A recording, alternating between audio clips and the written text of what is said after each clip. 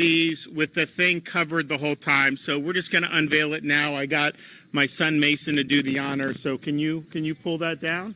Yank it? Just yank it. Yank it. There it is.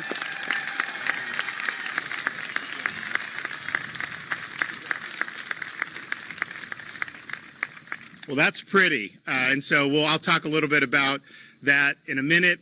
It's great to be back here in Chipley. I'm joined with our Secretary of State for the state of Florida, Cord Bird, as well as our Visit Florida CEO, Brian Griffin. I know we have Rep. Abbott here who represents this area. I want to thank him for being here. And we'll talk a little bit about this statue, America 250, all those other things. But before I do that, you know, we got this guy, Hakeem Jeffries. Have you guys heard of him? I don't know that he'd do very well in Chipley if he ran for office, but he's threatening Florida. Oh, you do the redistrict. We're going to come down. We're going to get you guys, all this stuff. Go ahead. Make my day. Bring it on. I would like nothing better than to have him campaigning all across Florida.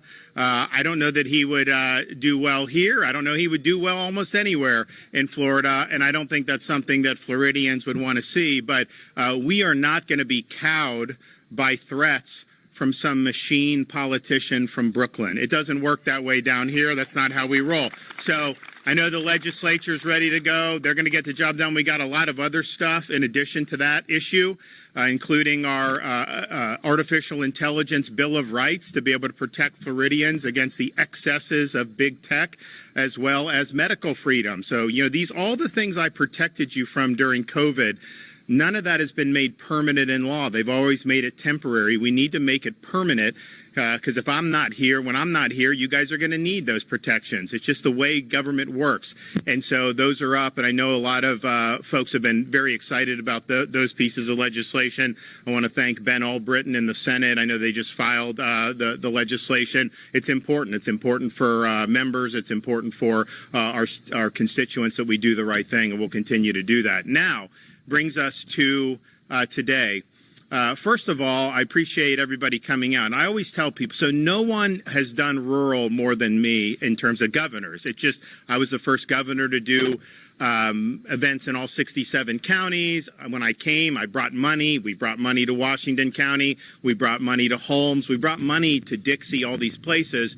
And we do it because it's the right thing to do. But I tell people, you could do the whole thing as governor in a big state like Florida, and you could only go to like 4 places, right? You could go to Miami, Jacksonville, Orlando, Tampa, and if that's all you wanted to do, you're going to get and you're going to reach the majority of people just by doing those TV markets. And so that's kind of how a lot of people end up doing it. For me, I don't think that that's the right way to do it, so we've been very intent on doing all 67 counties. We're going to go up for round 2. We'll finish it probably more than once around the track with all that. But I will tell you this. When you go to the smaller counties, population counties, and you bring grants and stuff, they appreciate it a lot.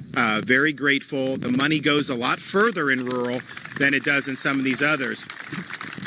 So I know a lot of people have been very thankful for us being supportive over the years, but I just want to say we've had a lot of gratitude for what we've done, you know, not just in the Panhandle, but even in the heartland of Florida and other places. And we'll continue to do that because we know how important it is. And so here we are with America 250.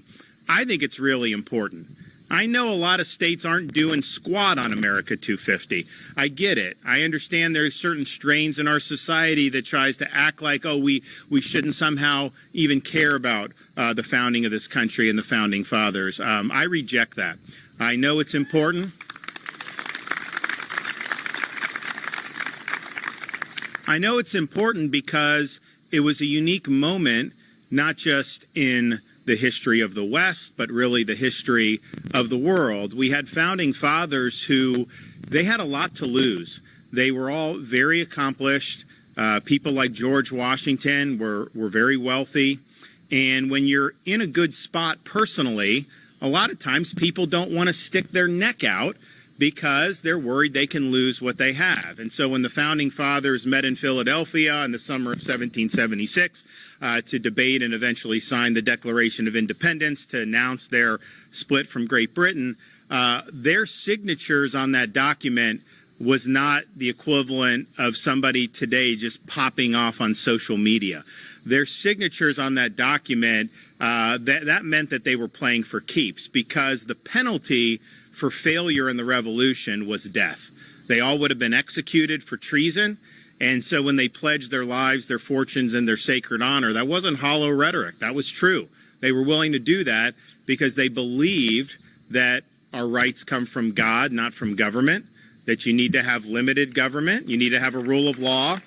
And those were things that were integral to the founding of a republic. And there were all types of naysayers at the time, and you go back and review that, and this is kind of true, I think, anytime.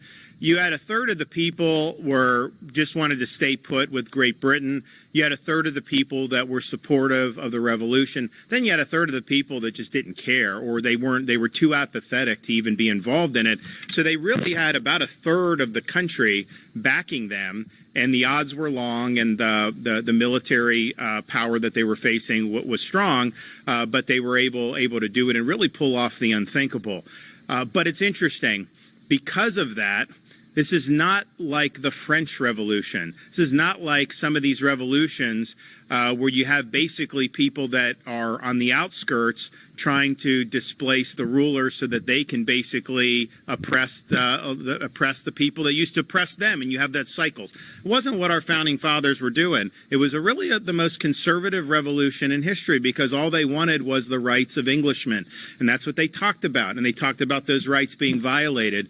And then when they had to actually make the break, they had to put pen to paper, they had to articulate this idea of where our rights come from and the proper role of government. And they did that in the Declaration of Independence. And so all they really wanted when they started this was just to be treated as first-class citizens of England. And what they ended up producing was something that to this day still has amazing ramifications, not just in our country, but throughout the world. And so it was 250 years ago, the most significant event in the modern history of Western civilization in the last 1,000 years. Let's say the American Revolution, I would put number one.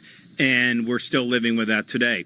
So I think it's important that we reflect on that as Americans, that we be thankful that we had people that were very enlightened and great leaders. I can tell you, I deal with some of these people now. I'm not exactly dealing with James Madison on some of this stuff. Like, it just is what it is. I would hate to see what would happen if you had to fight that fight against Britain and you had people like Ilhan Omar as like your leaders. Like, wouldn't end up working out well. Obviously, she wouldn't want to do it.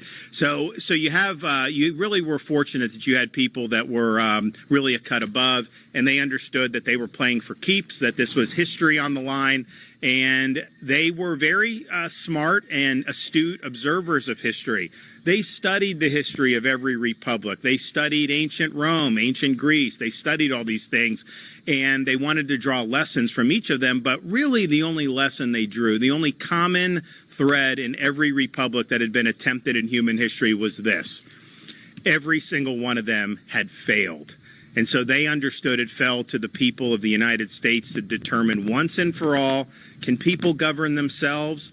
Can you have a society in which our rights are natural, God-given rights, not simply the courtesy of whoever happens to be in power in the government? Or are you forever destined to live under various forms of despotism? And that was the question that they sought to answer when they announced the break 250 years ago, and then in the following decade when they met in Philadelphia again to create what later became the United States Constitution. But they understood you could have the best Declaration of Independence in the world, you could have the best Constitution in the world. They don't run on autopilot. They require every generation of Americans to step up, defend freedom when it's threatened, and do what's right so that our heirs will be able to live in a free society. And Benjamin Franklin made this very clear. When he walked out of that convention after they signed the Constitution in 1787, he was asked, did you give us a republic or a monarchy? And his answer was, a republic if you can keep it. And so I think it's important that we do our part as American citizens, as Floridians, to not only appreciate what happened 250 years ago, but to use that spirit and those lessons as we go and exercise the responsibilities of being citizens. Maybe you're in a political position, maybe you're the governor like I am, but we all have responsibilities to keep a constitutional republic form of government, and it is not easy, and we've got a lot of problems, and we've seen those over many, many years, and so it's an important thing. So we've really leaned in on it, and I'm proud that we've leaned in on it. So the first thing I did on this was we talked to Mount Vernon, where George Washington's home, and we asked for a statue. So we were able to get loaned from Mount Vernon this beautiful George Washington statue, and we put it in the state capitol. So when you walk in, you go to if you go to try to go to my office, you see GW right there, and it's important. And so we did that, and we were excited about it. But we also wanted to do founding fathers in the counties that were named after them. So we did Ben Franklin in Franklin County. I dropped Hamilton in Hamilton County. We did Monroe down in the Florida Keys, Jefferson County. But we'd already done the Washington state capitol, but we wanted to do something. So what we were able to do, and we had to get approval from Mount Vernon and from the governor of Virginia to have a replica made of that Mount Vernon statue, which is what you see here. So this is not something that we just got off the street. This is not something you're going to find in some pawn shop, even though they're taking down founding fathers statues in places like San Francisco and all those other places. They take Washington's name off elementary schools, even though it's fallen out of favor in some places. This is something that is really, really meaningful. And I do want to thank the former governor of Virginia, Glenn Youngkin, who's a friend of mine. He approved this replica being made so we can bring it down here to Chipley. The person that's in there now is a lot more liberal. I don't know if she would have signed off on it or not, but Glenn did, and I want to thank him very much. And so we have this after the namesake of this county. And Washington is somebody that Washington, D.C., Washington State, George Washington University, he's on the dollar bill, all these other things. And so his name is kind of ubiquitous, but we don't really talk about his leadership as much as we should. And it's almost like, it's this guy, this statue, you see the monument, you see some of these things, and then that's it. But let me tell you, we would not be sitting here today as Americans if it wasn't for George Washington. He was the one person that kept this all together in the darkest days of the Revolution, in the interregnum period before they created the Constitution, when they started the new government with him as the first president. There were so many tripwires that could have happened and almost assuredly would have happened had you not had Washington there as really the unifying figure in the country. And the reason why, first of all, he was a great businessman, very wealthy, great in a lot of things. He was not as book smart, quote unquote, as like a Jefferson. But if you had somebody that you wanted to lead an enterprise, you would choose Washington every day of the week and twice on Sunday. It was not theoretical with him. He was somebody that didn't necessarily have the same book smarts as some of those other founding fathers, but he understood how to acquire the knowledge he needed to be able to accomplish the tasks at hand. And he was an extraordinary leader to be able to bring that about. And it goes to the heart of how we even became a republic. Back then, if you won as a victorious general, you would become the monarch. That was the standard practice. So when America wins the revolution, most of the people in Europe who were following this, they expected Washington to become the king of the new United States of America. But instead of assuming power for himself, he went to the Continental Congress and he surrendered his sword and surrendered his commission. Then he got on a horse and he rode back and retired to Mount Vernon. And at the time, that was inconceivable. Even now, it's not really something that would be the norm. But at that time, it was just, oh my gosh, this guy cares more about creating a republic than he does about amassing personal power for himself. So he set a standard there that really has never been matched. And when they were struggling after the revolution, they needed they needed Washington involved in that. We would not have had a constitution if Washington hadn't gone to Philadelphia in 1787 to be there. And the country would not have, it would have probably just crashed on the runway back in 1789 had Washington not been elected as the first president. But he believed in being a founder of a republic. He believed that, wasn't that he wasn't ambitious, but his ambition was to be remembered in history as somebody who cared more about the creation of a republic than he did about his personal power. And he set a standard which really nobody's been able to be matched since. The reason why you have a republic, a government of laws, not of men, a limited government, all that, is because nobody's indispensable. It's not about who's in a particular office. People come and go. That's just the nature of it. And it's ultimately the popular consent, the checks and balances, all those things that keep things going in the right direction, or at least theoretically are supposed to. And that's true for this country, except Washington's really the one exception, because he really was the indispensable figure in this country's history. I just think if our young people knew nothing other than Washington's character and his career, that would be a great education in and of itself. And so hopefully having this great statue, which not everybody would have access to around the country, having this here in Washington County will inspire young people to learn a little bit more about George Washington, maybe even some of our adults who didn't get the access to the type of civics knowledge that they wish they had. Maybe you can start to do a little bit more. This is an inspirational figure in this country's history. There are a few like him, and they said at the time that he was first in war, first in peace, and first in the hearts of his countrymen. That was true then, and if we were smarter now, it would certainly be something that everyone would recognize in this day and age. And so our job is, as we come to America 250, let's make sure as many people as possible know that this great little county in Florida is named after a truly great American. Thank you. Okay, Cord, come on up.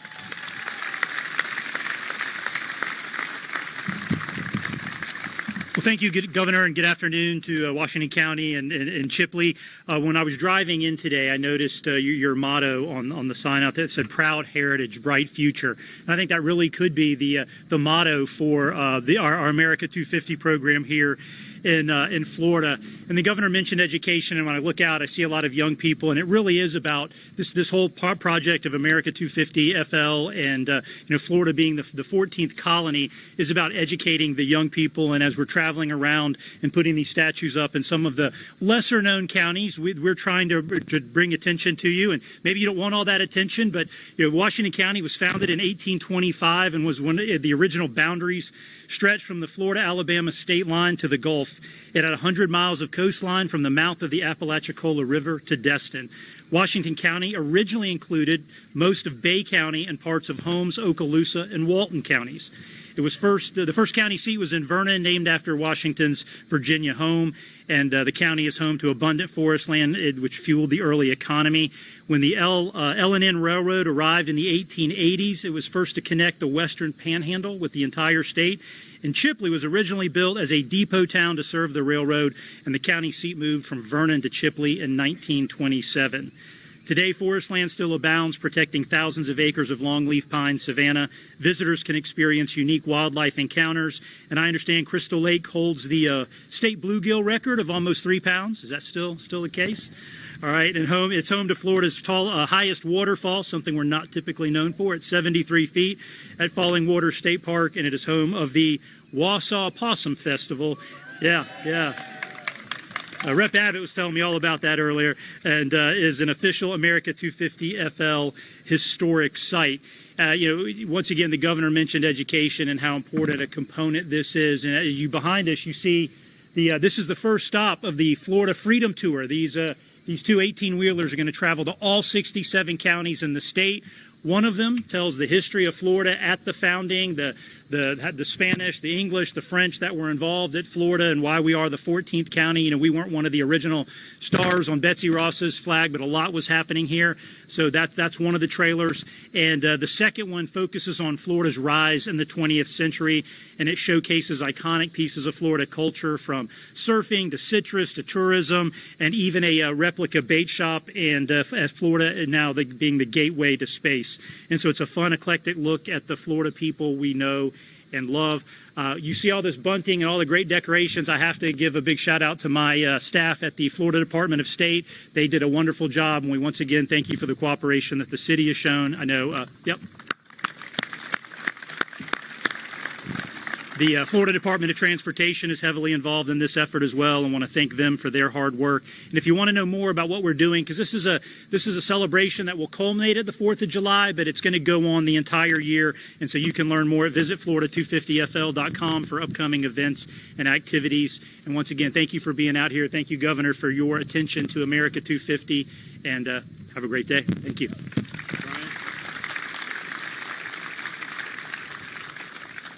Well, good afternoon, Chipley. My name is Brian Griffin. I'm president and CEO of Visit Florida, and I wish everybody at home could see the turnout here today. This is great. This is fantastic. This is what 250 is all about, us coming together and celebrating our country. So really fantastic, and I appreciate everybody being here. Visit Florida is Florida's tourism agency, and it's an honor to join you in Washington County to unveil this important statue of the father of our country. At a time when others have chosen to diminish our history, Florida continues to lead by lifting it up, by placing monuments that remind us of who we are, where we came from, and the virtues it took from our founding fathers to lay the foundation of our nation. And George Washington certainly embodied these virtues. Not only did he lead the Continental Army through the uncertainty of the Revolution, but when victory was finally secured, he did something extraordinary. The governor talked about this. He voluntarily surrendered his power back to Congress. At a moment when he could have claimed power, he chose instead to put the country first. This selflessness and this love of country that he embodied is an aspiration that we all should pursue, especially as we approach America's 250th birthday. So it's fitting that this statue stands here in Washington County, a lasting tribute to the man whose character and courage defined the very idea of America. And as we look ahead to America's 250th anniversary, Florida is all in on telling that story. Visit Florida, in partnership with the Governor's Office and the Department of State, is working to make our state the premier destination to celebrate the nation's semi-quincentennial. From the historic streets of St. Augustine to communities like Chipley and across the Panhandle, we're inviting visitors to explore the places, stories, and people that shaped our country. And that includes our nation's founding fathers in this statue series. And if you want to see them all and go on a road trip, which I highly encourage you to do, visit America250fl.com and click on the Historics Sites tab. You'll see a map that's being constantly updated there with the locations of all the statues that we've unveiled to date. And additionally, Visit Florida is producing a docu-series to highlight historical sites around the state for residents and visitors to enjoy. We might be the only state doing something like this, but it's a great production. The series highlights Florida's rich history and its critical contributions to the American Republic. And these videos have already begun to be released. They also can be found at America250fl.com under the Content tab. Tourism is more than an industry here in our state. It's a driving force that supports our communities, fuels our economy, and allows us to share Florida's history with the nation and the world. And when people come here to celebrate America, they're not just visiting, they're investing in the future of this great state. So I hope today serves as not only a reflection of our past, but as an invitation to come here, to learn, to remember, and to celebrate the enduring promise of our republic. Thank you, Governor DeSantis, for your commitment to honoring the nation's heritage. Thank you to the people of Washington County for hosting this meaningful occasion. And thank you, George Washington, for choosing country over self.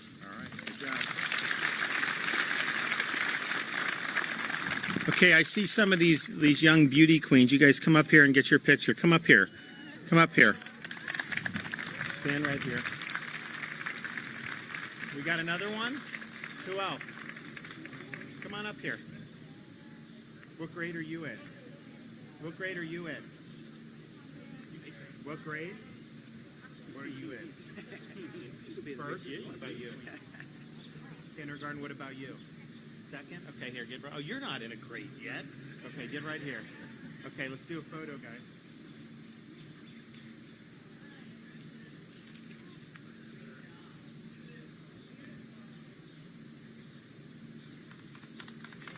Okay, good job, guys.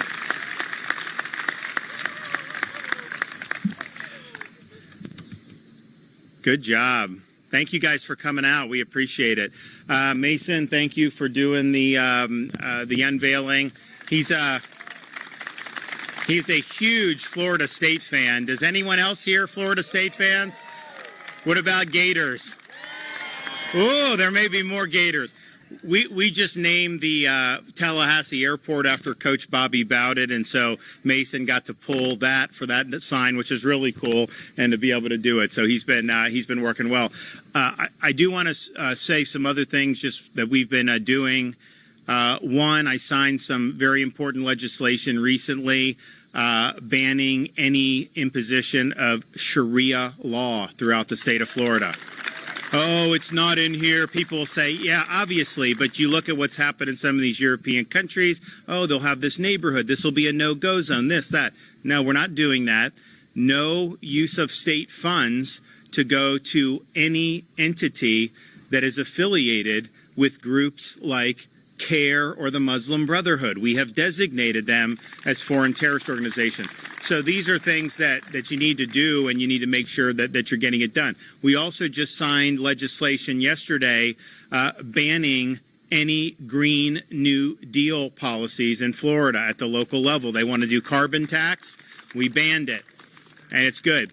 We also eliminated, I don't know that they do it here in Washington County, but we banned, so we were the first state to ban DEI in our public universities and state government, all this stuff. It's important.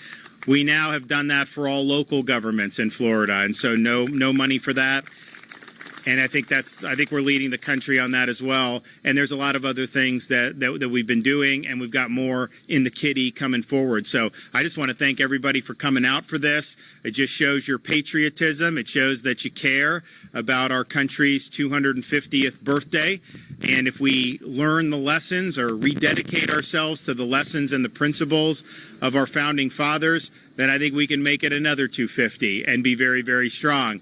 If we kind of toss aside those principles and toss aside those lessons, well, we shouldn't be so arrogant to think that somehow the same fate of history won't await this country if we don't do what's right. And so I think now is a really important time. We need a great renaissance of the principles that have made this country great. And one of the things I take pride in is if you were to look now at the Founding Fathers, if they were brought to the United States, now it would be very weird for them, no question. But if you looked at how different governments operated, would they think Illinois was a good operation of government or something? No, of course they wouldn't, right? I think Florida is really the one state that is carrying the torch for that spirit of 1776, and with the aspirations that they had for this republic more than any other place in this country are alive and well here in our free state of Florida. So God bless you all, and thank you.